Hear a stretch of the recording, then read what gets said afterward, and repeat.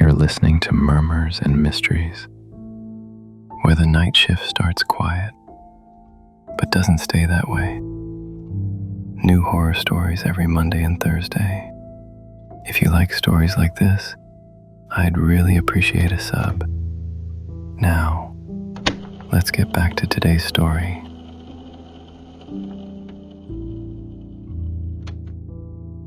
It's not the kind of job you dream about. $19 an hour, paid weekly, night shift. Security guard at a fulfillment warehouse on the outskirts of town. One of those massive, windowless buildings that looks like it landed there from space. The ad said, "No experience necessary," which usually means no one sticks around. I took it anyway. The guy training me was named Ronnie. Gray beard, steel-toe boots. Looked like he'd been there forever and hated every minute of it.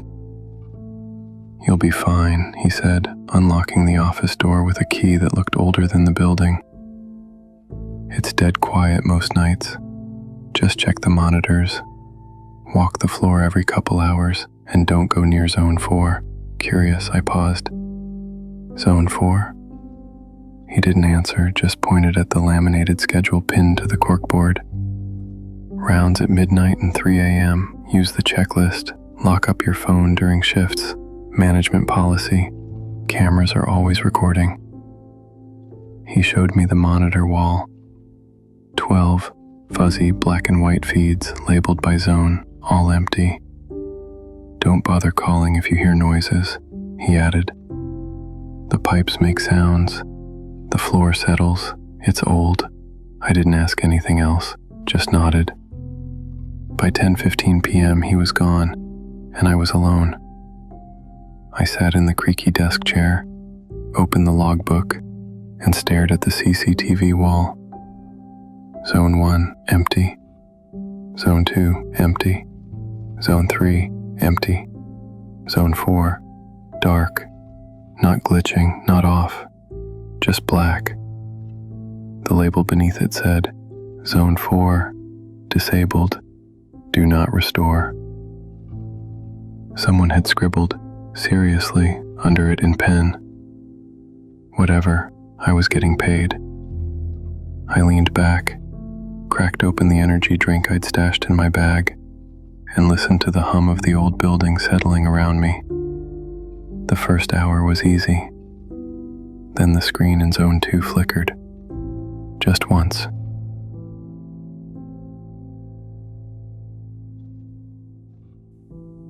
I was halfway through my second energy drink when I heard the knock. Just one. Sharp. From the metal door that led to the loading dock. I checked the monitor, nothing. Still, I got up. Walked to the door. Opened it. Nobody. But on the ground there was a manila envelope.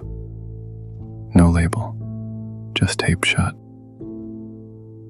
I brought it inside, peeled it open, and found a single sheet of paper folded neatly in thirds.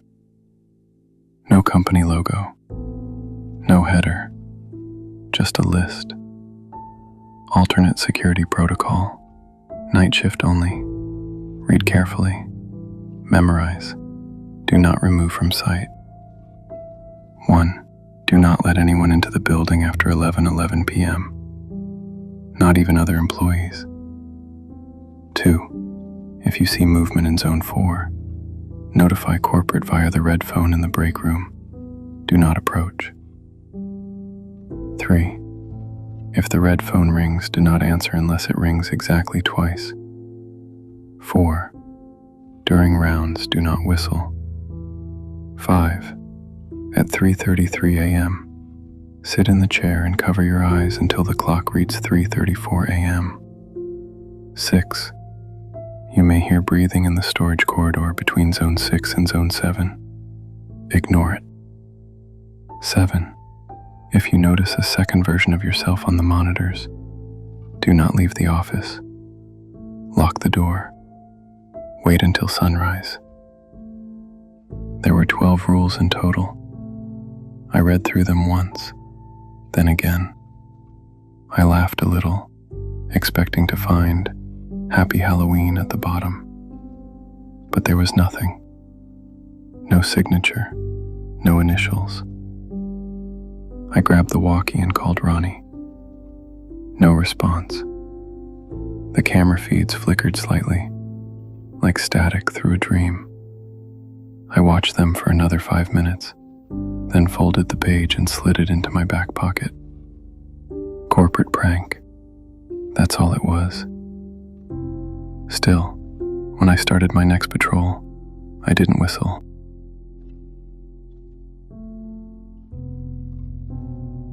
It was just past midnight when I started my second round. The building was silent, in that weird, heavy way that only industrial spaces get. All steel and concrete, with footsteps that echo too long and lights that buzz like flies trapped in glass. I had the checklist in one hand, flashlight in the other. Zone 1, clear. Zone 2, clear. Zone 3, clear. I skipped Zone 4. Not because I believed the rules, but because the hallway leading there was colder than the rest, and not in a drafty way. More like vacuum sealed. Still dead. I told myself I'd save it for the final round. In the break room, I sat for a minute. The red phone on the wall stared at me like an unblinking eye. I almost picked it up just to hear the dial tone. Then I remembered rule number 3. If it rings, only answer on the second ring. I rolled my eyes. Corporate prank, I muttered again, just to myself. But when I walked out of the room, I forgot one of the smaller rules. Don't whistle. I wasn't thinking, just trying to keep myself awake. A little tune I didn't even recognize drifted out of me as I passed the supply corridor. That's when I heard it. A second whistle, same tune, from somewhere up ahead. I stopped walking. The sound stopped too. I stood there for a few seconds, listening to the silence reassemble itself.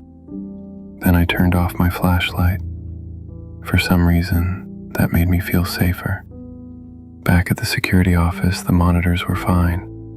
Zone 1, Zone 2, Zone 3, all clear.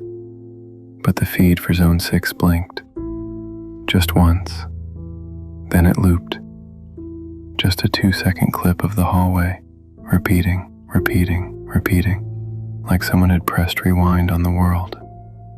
I marked it in the logbook, minor system glitch, but in the corner of the feed, just for one frame, I could have sworn I saw myself, standing completely still, looking directly at the camera and smiling.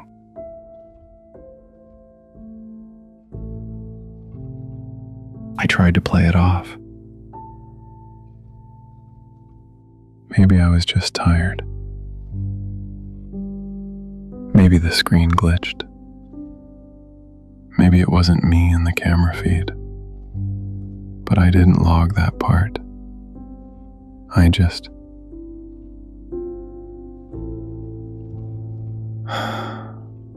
stared at the monitor for a while, watching the same 2 seconds of Zone 6 loop, like a broken VHS tape. The hallway, the flickering light, the edge of a shadow that didn't belong. Then it froze, just for a second. And in that single frozen frame, I swear, the camera moved, tilted, just slightly, like it was trying to zoom in. Then, static. All feeds scrambled at once. Black and white noise, sharp and hissing through the tiny speakers. Then, silence. Every screen blinked off, except for Zone 4, the disabled one. It was on. For the first time, the feed displayed a dim, grainy hallway. Long The walls were covered in something. Scratches? No, claw marks. At the far end, something stood in the dark. Not a figure, not a person. Just a tall shape with two long arms and a head tilted too far sideways, like it didn't understand how necks work. The image pulsed, as if the thing breathed with the building. And then, the screen cut to black again. Zone 4 went disabled once more. I sat back in the chair, heart pounding, unsure if I should be terrified or impressed by the lengths this company was willing to go for an employee prank. That's when the red phone rang. One ring, then silence. I stared at it for a full minute, not moving. The second ring never came. I didn't touch it. I just wrote in the logbook. 12:56 a.m. Phone rang once, no second ring. Per rule, number 3. Did not answer. Then I tore that page out and stuffed it in my pocket, because something told me this wasn't for the logbook.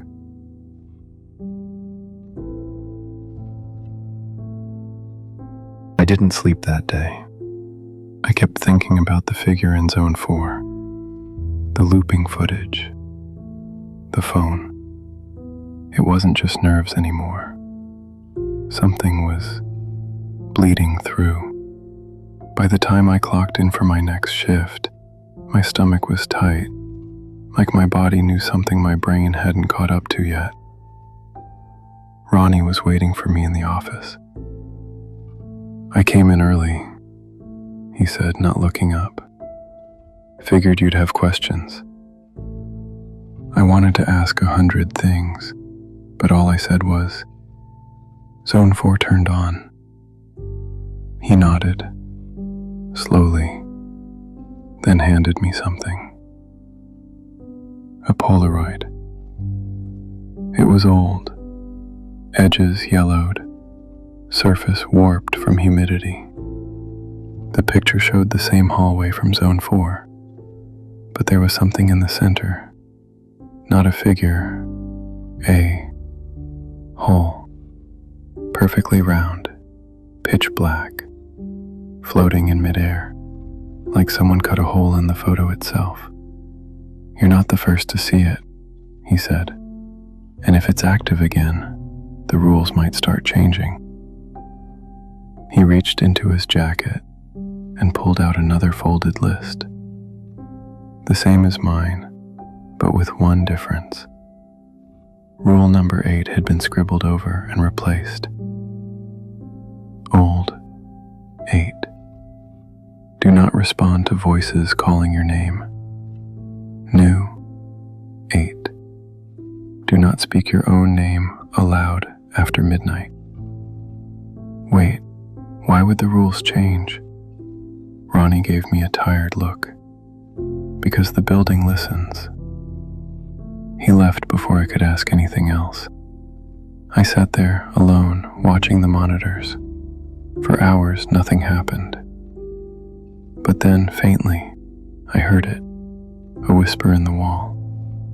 At first, it was just static, like a radio between stations. Then a voice, not loud, not sharp, just there. It said my name, softly, twice.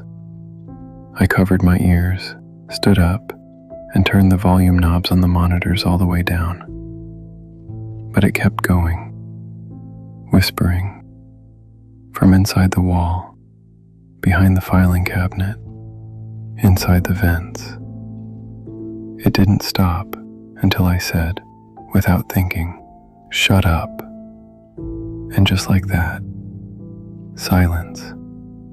The red phone rang, twice.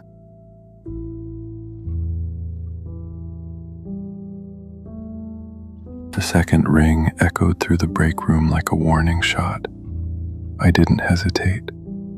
I picked up the red phone. There was no voice, no static, just clicks, precise, mechanical, almost like a typewriter. Then, finally, a voice, distorted, hollow, like it was underwater or farther away than the distance should allow. Rule 7 has been voided. I froze. Before I could ask anything, the line cut. Rule 7. I pulled out the paper from my back pocket, read it twice just to be sure. 7. If you notice a second version of yourself on the monitors, do not leave the office. Lock the door. Wait until sunrise. I stared at the monitors, all feeds active, normal, until Zone 3 flickered. Just for a frame, I saw the back of someone walking. Khakis, work boots, security patch on the sleeve. Me. I stood, turned, nobody behind me. I turned back. Zone 3 was empty again. I scanned every inch of the footage, but when I looked at the live feed of the security office, my office, I nearly dropped the coffee mug in my hand. There I was, sitting in the chair, watching the monitors, but I was standing. My heart skipped, then sprinted. The figure on the screen turned, slowly, to face the camera. Same face, same uniform, but the eyes were wrong, too wide, too still, like glass over something dead. He reached forward. The live feed cut to black. Then a new message blinked onto the screen in green text, like something from a 90s computer terminal. Follow him. The door to the security office creaked open behind me, by itself. There was no one there, just the distant sound of a boot step echoing down the hallway, far too close.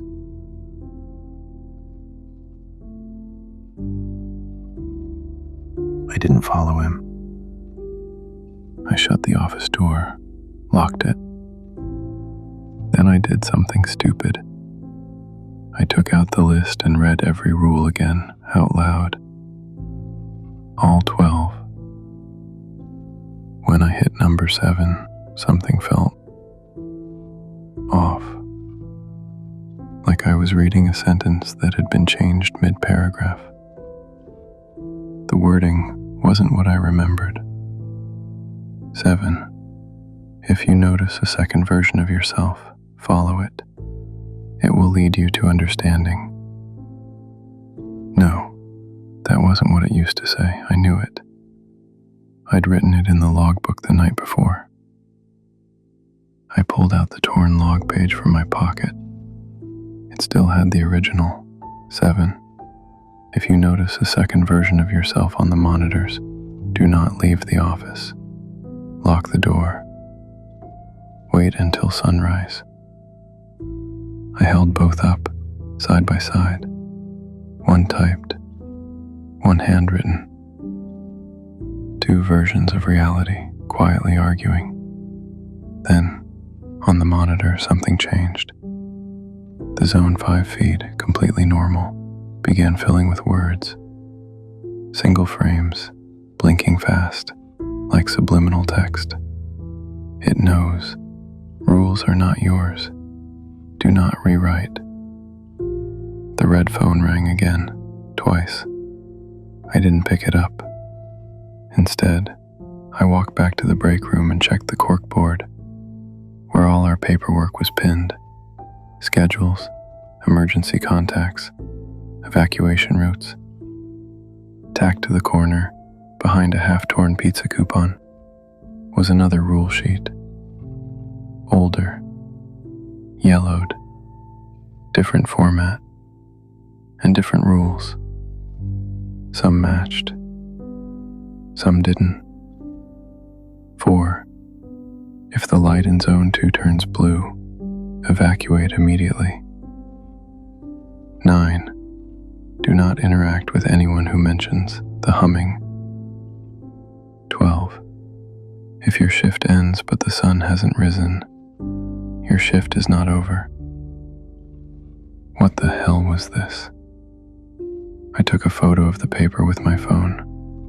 As soon as I pressed the shutter, the lights overhead buzzed louder, like they were angry, and the monitor feeds cut out. All but one, Zone 7. In the feed, the door to the office stood wide open, and behind the desk, the other me sat smiling. Then he stood up, walked out of frame, and the red phone began to ring again. But this time, it didn't stop.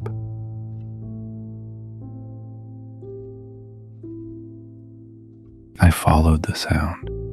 The ringing had stopped, but the echo of it, the kind that lingers in your teeth, it pulled me.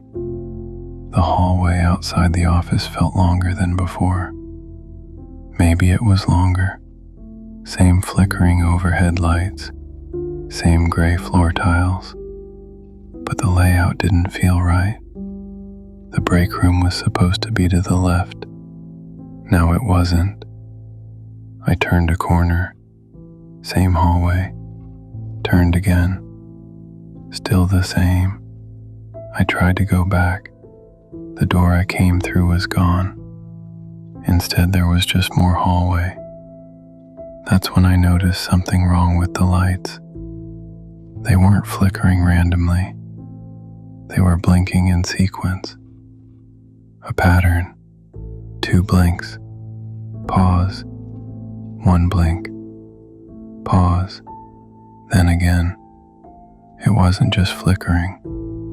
It was signaling.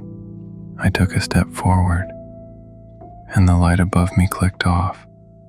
The one ahead turned on. Then another. Then another. It was leading me. I should have turned back. But where? To what? I followed. At the far end of the hall was a door I hadn't seen before. Unmarked. No knob. I pushed it open. I was back in the office. Everything looked the same, at first. Then I saw the time, 1:12 a.m. That was impossible. The clock hadn't moved. I checked my phone. Still 1:12. The same time I'd left. I reached for the rule sheet again. Gone. In its place was a new one, printed in sharper text, almost glossy. Only 5 rules, all of them unfamiliar, and Rule 1 said, "You've already left."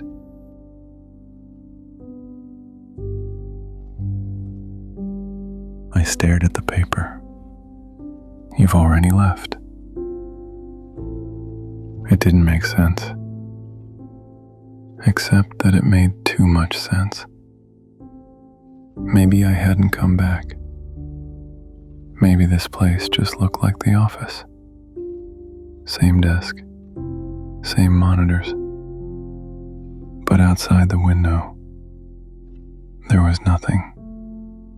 No parking lot, no street lamps, just static. Like a signal had failed and the world beyond hadn't rendered. I walked to the monitors. Zone 4 was back. And in the feed, I saw myself, sitting at the desk, in the real office. But I wasn't moving, just frozen, staring ahead, eyes open. Not blinking. I turned the volume dial below the Zone 4 monitor.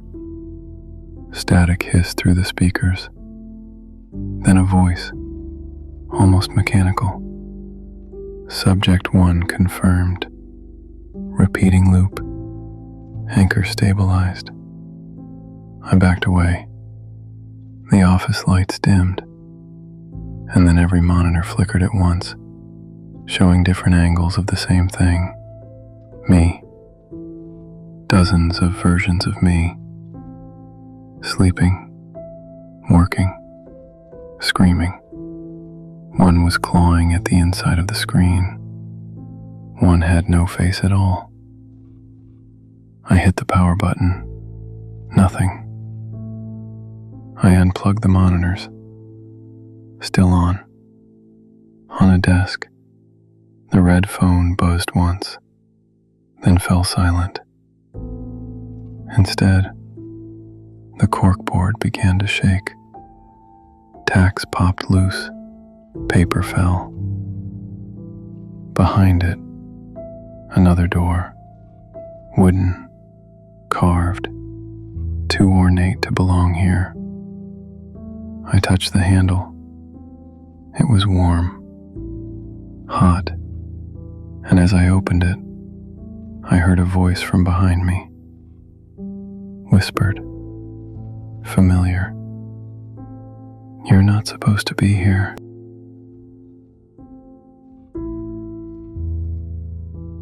I turned around, but no one was there, just the empty office, glowing dimly in the monitor light. Still, I could feel it. Something was watching me. Not from the room, not from the monitors. From beneath, I stepped through the ornate door. Instant cold. Not like AC, like absence. The hallway on the other side was made of stone. Old stone. Wet. The kind you only find underground or under something else. Each step echoed for too long, like the space was stretching, bending. At the far end, there was a mirror. No frame, just glass pressed into the wall like it had grown there. I looked into it and saw me, but not the me I remembered. This version looked older, tired, covered in dust and blood. Behind him were the other versions, the ones I saw on the monitors, all crowding behind, all watching me. Their mouths moved in unison. The rules were never for you. Then they turned, one by one, and walked into the darkness, until only I remained, just me, and my reflection. I reached toward the glass, so did he, but right before we touched, the alarm rang. A harsh buzzing ripped through the walls. Not a phone, not the monitors, the real alarm. And sunlight poured in through the window, bright, blinding. I was back in the office, the real one. The monitors were off. The phone was quiet. The hallway was normal. I stood there for a long time just watching the sun rise. Then I grabbed the rule sheet off the wall, the original, crumpled it, tossed it in the trash, and walked out without clocking out. The next day, the job was gone, posting deleted, number disconnected. And when I drove past the building a week later, it wasn't there, just a field, empty, except for a single sign, half buried in the grass. Sunrise Staffing Solutions. We're always watching out for you.